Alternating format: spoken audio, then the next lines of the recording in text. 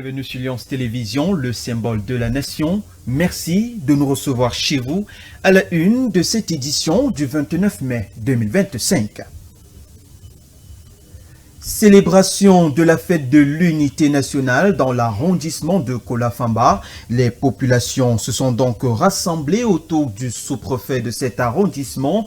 Question justement de commémorer à cette fête nationale. Vous aurez justement droit à tout un récit qui retrace tout simplement le défilé et la parade militaire qui a tout simplement meublé la célébration dans la ville de Kola-Famba. Nous sommes là dans le département de la Meufou et Afamba, ces populations qui ont une fois de plus marqué un arrêt majeur important pour mettre en évidence l'unité nationale à travers sa diversité et éventuellement à travers des danses folkloriques. Tout savoir sur cette célébration, c'est dans quelques instants. Et puis, dans l'actualité de ce 29 mai 2025, nous parlerons et plongerons dans cet univers qui est parfois très mal apprécié des Camerounais. Le dysfonctionnement observé dans les marchés publics au Cameroun, malgré justement un cadre réglementaire existant mis en place par le gouvernement,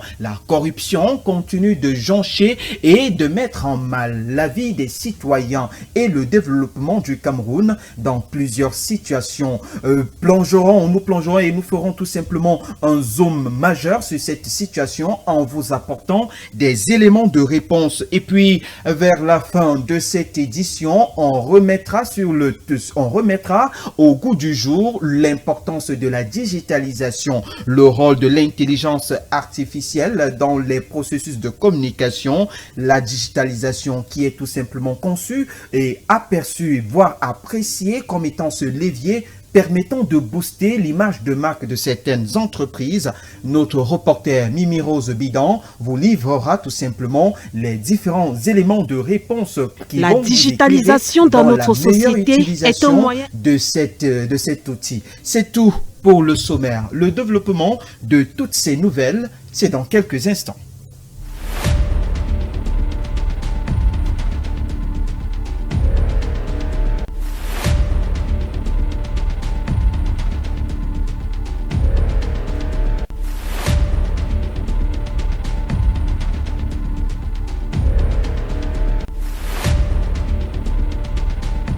Célébration de la fête de l'unité nationale dans l'arrondissement de Kola-Famba. La 53e édition de cette fête de l'unité s'est célébrée avec ferveur dans l'arrondissement de Kola-Famba. Les populations de cet arrondissement se sont donc retrouvées autour du sous-préfet pour commémorer cette journée importante et marquer un arrêt majeur sur les valeurs qui, malgré la diversité, ne cessent tout simplement de consolider l'unité qui est chère au Cameroun, surtout dans un arrêt qui nous permettra de mettre en avant la prospérité du Cameroun. Voici le reportage que signe tout simplement notre reporter Dominique Owanja. C'est une mobilisation de grand jour dans la place de fête de la commune d'arrondissement de Kola-Famba qui sert de cadre des activités marquant la 53e édition de la fête nationale de l'unité. Cérémonie présidée par le sous-préfet du dit arrondissement. Chom Doumbé, poste de gendarmerie de Nkwaba, commandant de troupes à l'occasion de la 53e édition de la fête nationale de l'unité. À vos ordres, monsieur le sous-préfet. Les festivités commencent avec l'arrivée du chef d'État et l'exécution de l'hymne national, ce qui va donner place au défilé civil et militaire. Celui-ci débute par le défilé militaire, suivi plus tard du défilé civil, constitué des établissements maternels, primaires, secondaires, des instituts de formation professionnelle et des partis politiques représentés à l'Assemblée nationale. L'on notera également le passage de plusieurs associations et mouvements de jeunes de la dite commune. C'est dire que ça a été un très grand succès. Nous avons vu les gens scolaires,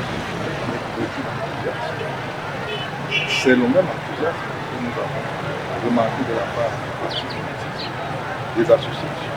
Et même des communautés, vous avez vu les communautés de tous les gens et la population de la commune d'arrondissement de Kola-Famba, département de la Moufouafamba, région du Sang. Le serment d'engagement et de fidélité est renouvelé entre l'armée et la nation. Une collaboration entre les forces de défense et la société civile pour relever les défis sécuritaires, économiques et politiques, surtout en cette veille électorale où le pays de Paul Biya se prépare à organiser des potentes échéances électorales dans 5 mois. Et donc un moment idéal et idoine pour le Cameroun de tous bords, et ceux de Kola-Famba en particulier, de se réunir autour de cet idéal de paix et de l'unité nationale. C'est l'occasion d'ailleurs de les appeler à plus de solidarité.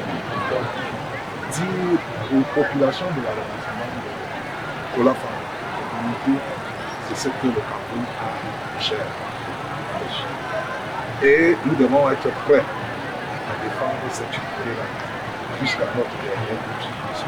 Le 20 mai commémore le référendum du 20 mai 1972 qui marque la transition du système politique fédéral des deux rives du Mungo, du Cameroun oriental et du Cameroun occidental vers un État unitaire. Cette journée est traditionnellement marquée par le défilé civil et militaire à travers le triangle national, et la commune de Kola-Famba ne déroge pas à cette règle car il faut tenir la trajectoire haute pour une fête de l'unité de plus en plus rayonnante et étincelante au cours des futures éditions.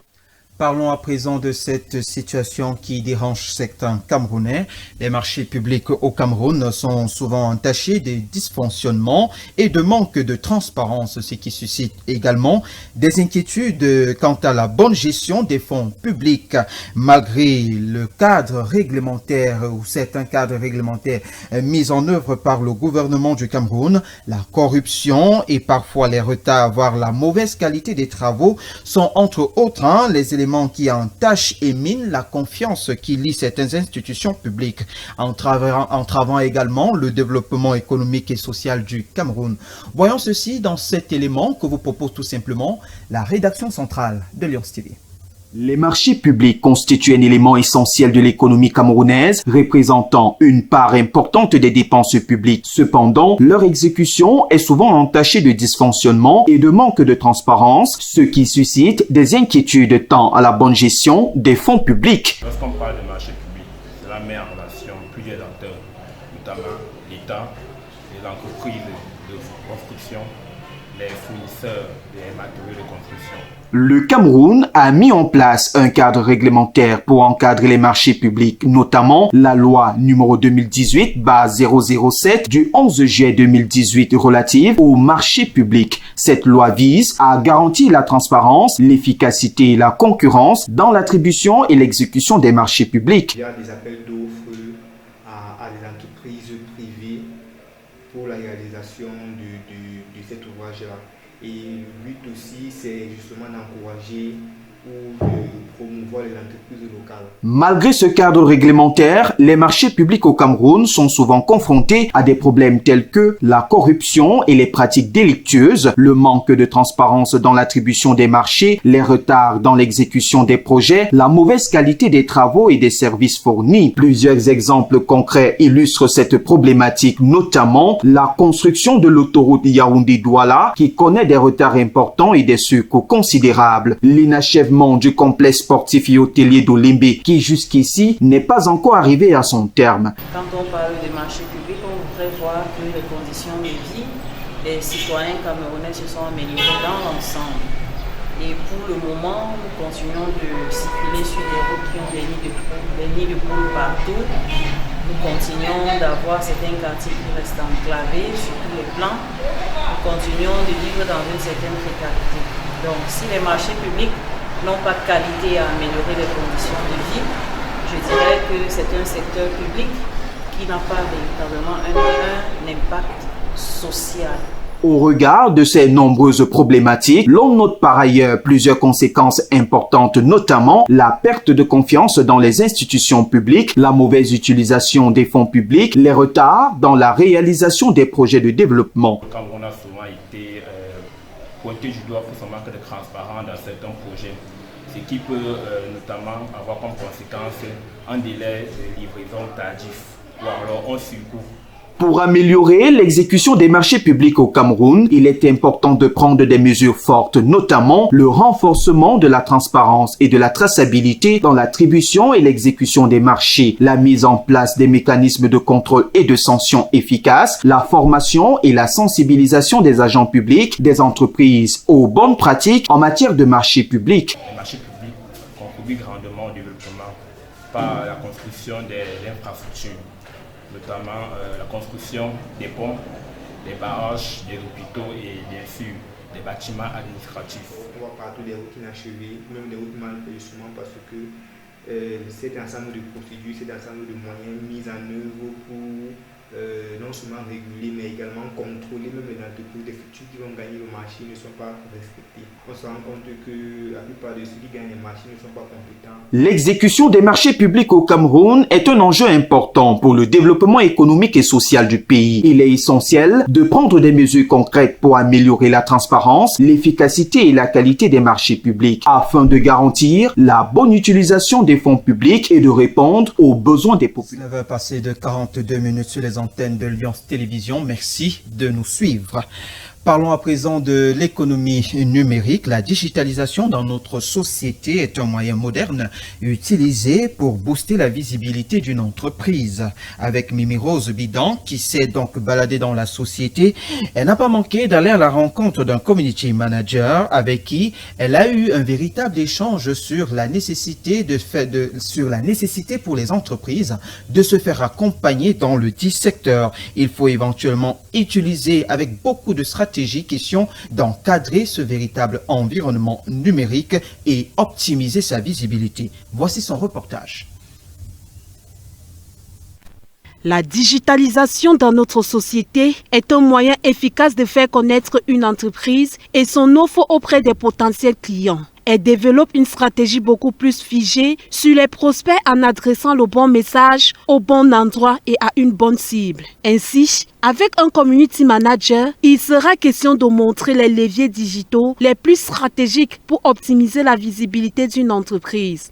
Pour optimiser la visibilité d'une entreprise dans un environnement concurrentiel, les leviers sont les réseaux sociaux qui permettent à ce que vous soyez en totale communion avec la cible. Il y a le référencement naturel qui fait en sorte qui vous permet d'apparaître dans l'algorithme d'un long terme.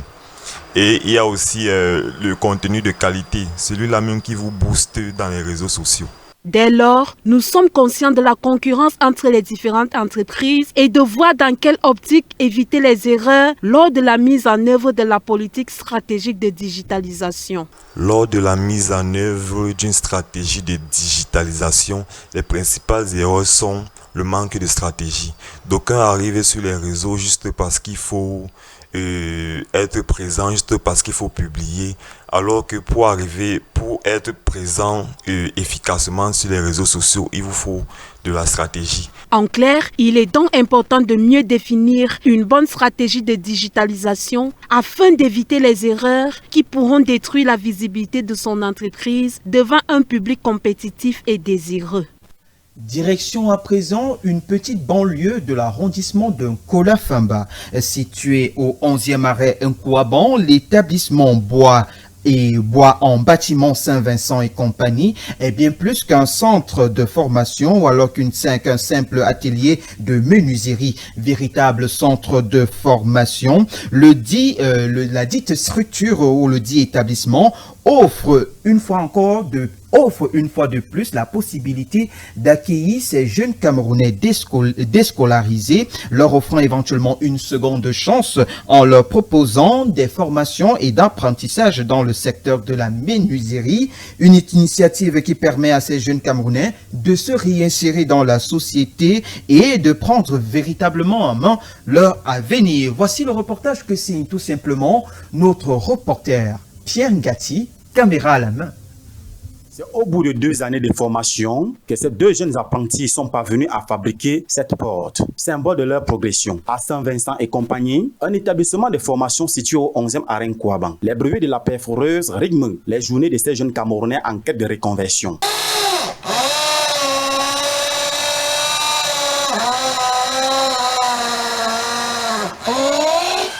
Cet espace s'adresse principalement à ceux qui n'ont pas poursuivi leurs études dans le système classique. Ici, on leur offre une seconde chance, se former au métier de la menuiserie et s'ouvrir à un avenir professionnel stable. Moi, j'ai voulu apprendre la menuiserie parce que ça n'allait pas à l'école et je ne pouvais pas rester au quartier comme ça. Je voulais apprendre un métier qui allait m'aider plus tard dans la vie. Parmi eux, Mendana Ivan, 13 ans, titulaire d'un CAPIEM technique en menuiserie. Comme beaucoup d'autres, il est venu pour joindre la pratique à la théorie apprise à l'école et apprendre à devenir autonome. Je suis venu faire la menuiserie parce que j'ai fait la menuiserie à l'école, donc je suis ici pour faire la pratique. Ça va m'aider à commencer à gagner mon argent. La formation s'étend sur une durée de 3 ans. Elle est essentiellement encadrée par le responsable de l'atelier qui, à la fin, délivre les parchemins aux différents apprenants. Le coût de la formation, 300 000 francs chacun qu'il me verse. Tu peux décider de me donner ça en un coup, mais parfois, moi, je préfère que dès que l'année finit, quand on attaque l'autre, quand l'enfant arrive, tu me donnes 100 000. Dès que l'année finit, tu me donnes encore 100 000 jusqu'à la fin de la formation. On finit. Quand je lui donne l'attestation, et puis on se sépare.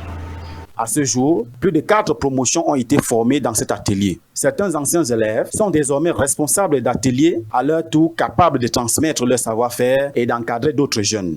J'ai déjà au moins formé 20 Camerounais ici qui se battent aujourd'hui, qui eux-mêmes se battent dehors maintenant. Ils viennent même parfois, je rencontre celui-là, il me donne même 5 000 que mon père, vraiment merci, si je suis ce que je suis aujourd'hui, c'est grâce à toi. Une initiative qui permet non seulement de transmettre un métier, mais aussi d'éduquer, de sensibiliser et de réinsérer des jeunes dans la société. Ces formations deviennent ainsi un véritable levier de développement, un outil de lutte contre le chômage et un espoir concret pour une jeunesse camerounaise en quête d'avenir. Restons en société pour parler encore une fois de plus de ce fait d'actualité. Les buvettes de la ville de Nkola-Famba dans la région du centre Cameroun constitue un grand risque pour les consommateurs car les clients qui s'habituent à fréquenter ces milieux de consommation d'alcool sont souvent victimes de plusieurs maladies infectieuses dans les toilettes qui ne sont pas toujours très bien entretenues. Radar à la main, notre reporter Pierre Ngati a mené l'enquête pour nous. Voici son reportage. Véritable lieu de consommation et de divertissement, les buvettes de Nkola-Famba, localité située dans la région du centre, présentent une menace sanitaire souvent ignorée par le grand public. De nombreux clients dénoncent l'état déplorable des toilettes dans ces établissements, pointant du doigt une insalubrité chronique qui persiste malgré les plaintes répétées. Les bars, donc tu vas rencontrer des pas il y a parfois même certaines personnes qui ont les fois de déjà tenir, et d'autres quand ils viennent, c'est pas vraiment ça. C'est peu agréable. Mal entretenues, parfois même hors d'usage, les installations sanitaires exposent les consommateurs à divers risques de contamination. Entre mauvaises odeurs, absence d'eau, de savon et manque d'entretien régulier. L'expérience sanitaire dans les buvettes frôle l'indignité. Le danger est bien réel, mais il reste largement sous-estimé. Dans les bars, restaurants et autres, beaucoup de personnes utilisent les toilettes. C'est un espace public. Et maintenant, le fait que les toilettes ne soient pas entretenues, les seuls usagers s'exposent à de nombreuses infections, telles que les infections urinaires. Parce que le fait déjà d'utiliser les toilettes ne sont pas entretenues, tout ça là, il y a des microbes qui s'y trouvent. Le fait déjà d'aller utiliser, on s'expose aux infections urinaires. Bon, déjà, pour prévenir ou bien pour minimiser le risque de ces infections, les tenanciers ou encore les propriétaires des bars, restaurants devraient mettre à la disposition des usagers des produits antiseptiques tels que les gels hydroalcooliques, de l'eau de javel et beaucoup plus, avoir de l'eau coulante dans leurs toilettes. De telle enceinte qu'après usage, l'usager puisse chasser ou bien encore utiliser de l'eau pour ne pas laisser les dépôts. Là au moins, on sera sûr qu'on aura minimisé les risques d'infection. Pourquoi ne même pas éradiquer? Face à ce manque criard d'hygiène, certains clients préfèrent éviter les toilettes de ces établissements. Résultat de course, beaucoup se voient contraints de se soulager à l'extérieur, dans les rues ou derrière les bâtiments. Cette pratique, en plus de constituer un acte d'incivisme, les expose à d'éventuelles agressions, notamment en soirée lorsque l'éclairage public fait défaut. On se retrouve parfois c'est à vous qu'on va se mettre à l'aise. Et quand on va se mettre à l'aise, on va nous agresser. Tu as ton petit 10 000 à la poche, on arrache. Il devient urgent que les autorités locales et les responsables municipaux prennent leurs responsabilités. Une collaboration active entre pouvoirs publics, propriétaires des buvettes et services d'hygiène s'impose pour restaurer un minimum de sécurité sanitaire. La santé et la dignité des clients en dépendent. À présent, la page étrangère. Les leaders africains, ce sont donc les leaders africains ont bel et bien rendu un vibrant hommage à l'Union soviétique, soulignant l'importance de la victoire, de cette victoire pour le peuple africain, le continent africain, exprimant par ailleurs la solidarité envers le peuple russe qui s'est démarqué grâce à la célébration le 9 mai dernier suite à la victoire de l'Union soviétique sur leurs ennemis. Voici le reportage que propose tout simplement la rédaction de RTTV. Je m'appelle Dileka Mandela. Je suis rue Villakezia, Soweto, Johannesburg, devant la maison de Nelson Mandela. Mon grand-père, Nelson Mandela, a consacré toute sa vie à la lutte pour la liberté. C'est pour ça que je comprends les Russes. Je comprends pourquoi ils ont tenu bon aux portes de Moscou. Je comprends pourquoi ils se sont battus, bec et ongle, pour Stalingrad. Je comprends pourquoi ils se sont battus contre vents et marées, jusqu'à atteindre Berlin même, pour détruire ceux qui voulaient les opprimer et les exterminer. Les Russes se sont battus pour leur liberté et leur droit à la vie, et ils ont gagné. C'est pourquoi je tiens à souhaiter un joyeux jour de la victoire. Votre victoire dans la Grande Guerre patriotique n'a pas été seulement la vôtre. Elle a été la victoire de l'humanité tout entière, bien que le prix à payer ait été élevé. Des millions de morts et de nombreuses villes détruites. La défense héroïque de votre pays a montré au monde entier la résistance du peuple russe et a mis fin aux craintes d'expansion terroriste qui se propageaient en Europe à l'époque. Aujourd'hui, des décennies plus tard, nous comprenons à quel point il est important de garder la mémoire de ces événements. Je crois que l'Égypte et la Russie seront, comme elles l'ont toujours été, côte à côte pour défendre la vérité, la justice et la souveraineté, unissant leurs efforts pour bâtir un monde multipolaire. Chers amis, que cette fête remplisse vos cœurs de fierté pour vos ancêtres et votre pays, que des cieux paisibles s'étendent toujours au-dessus de vous et que la mémoire de vos héros et des nôtres vive dans les cœurs des générations futures. Joyeuses fêtes, joyeux jour de la grande victoire à vous. Direction à présent l'Afrique de l'Ouest. Le gouvernement malien a décidé de suspendre les activités des partis politiques dans le pays. Cette mesure intervient dans un contexte de trouble, un contexte de tension politique et véritablement de transition au Mali. Voici les détails que propose tout simplement notre correspondant RTTV depuis le Mali. C'est donc acté, l'une des recommandations phares des dernières concertations nationales au Mali vient d'être adoptée. Les partis politiques doivent cesser toute activité. Le président de la transition, le général Assimi Goïta, a signé un décret allant dans ce sens ce mercredi en réunion hebdomadaire du Conseil des ministres. Sont suspendus jusqu'à nouvel ordre pour raisons d'ordre public les activités des partis politiques sur toute l'étendue du territoire national. La mesure de suspension s'applique aux activités des associations à caractère politique et aux activités de toute autre organisation se réclamant d'un caractère politique. Les propositions issues des concertations qui sont désormais sur la table du chef de l'État malien vont de l'augmentation sensible des cautions pour la participation à une élection présidentielle, au maintien du président Goïta au pouvoir pour 5 ans, le temps d'instaurer un climat propice à l'organisation d'une élection transparente et apaisée au Mali. Après le décret du Conseil des ministres de ce mercredi sur la dissolution des partis politiques, d'autres mesures fortes sont attendues. À 19h, rendu de 55 minutes, parlons à présent sport dans cette édition.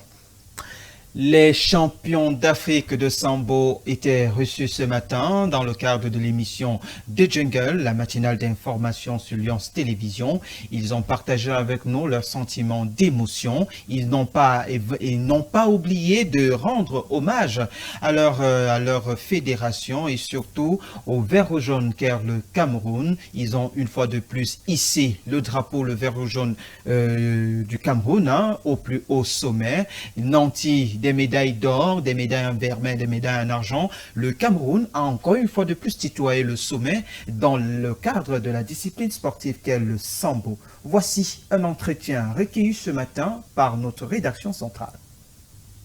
Mbala, Lionel, Kamamax, tous deux champions d'Afrique, c'est un honneur pour Lions Télévision de vous accueillir dans la matinale. C'est nous qui vous remercions énormément. Je crois qu'il faut faire un tonnerre d'applaudissements pour ces champions d'Afrique. C'est pas tous les jours qu'on les reçoit ici. Un mot de la fédération de vos coachs. Un des mots pour vos coachs. Bon, pour les coachs, moi je veux remercier les coachs en général.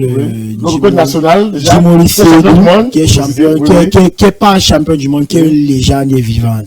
Il faut préciser. Je m'excuse. Parce que être champion du monde, c'est un titre. Donc, c'est une légende vivante, vraiment, en fait. Et je vais remercier. Il n'y a pas beaucoup de pays qui ont ce genre d'athlète. Oui. En plus, au niveau africain même. Donc, c'est le dieu de l'Afrique. Il est comme Samuel Eto'o pour nous, bon, en fait. Et je veux aussi remercier le LG de la fédération, Maître Nama, président de la fédération. Secrétaire général. Le secrétaire général que je vais dire, pardon, et le président Bassi de la fédération qui se démarque vraiment pour que nous soyons toujours à l'aise dans tout, que ce soit dans les stages, que ce soit dans les voyages. Mais je prie vraiment le ministère des Sports de mettre aussi l'œil chez nous, puisque nous sommes une fédération en fait qui voulons se démarquer et qui avons beaucoup de victoires et des médailles au plan africain comme mondial. Camarade, des mots? Comme équipier, je vais commencer par remercier tout d'abord, comme toujours, la fédération, oui. La fédération en général. Oui. Donc, je vais commencer par le président de la fédération. Oui. Très bien. Tout en œuvre pour que ces athlètes puissent avoir plus de place pour faire des résultats. Très bien. Remercier le ministère des Sports, oui. Qui fait jusqu'aujourd'hui, qui fait de son mieux. Mais si on peut nous accorder plus de place pour la prochaine compétition, je pense qu'on pourra faire. Je vais remercier le SG. Nama François. Maître Nama François. La légende vivante. Connu sous le nom du Lion Blanc. Oui. La légende vivante. Le coach national. L'entraîneur national. Oui. Je vais remercier aussi Maître Acharabed William.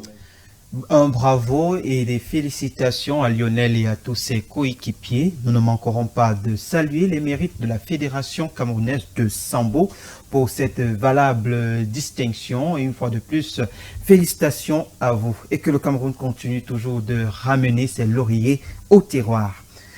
Madame, Monsieur, c'est avec cette actualité que nous refermons le 19h30 journal préparé avec l'ensemble des équipes techniques et rédactionnelles. Merci de votre aimable attention. Restez accompagné des programmes de Lions Télévision. Un bonsoir particulier aux populations de Goufane 2. Nous sommes là dans la ville de Bafia, région du centre Cameroun. Restez accompagné des programmes de Lions Télévision. Nos programmes se poursuivent ici et nulle part ailleurs. Bonsoir à tous.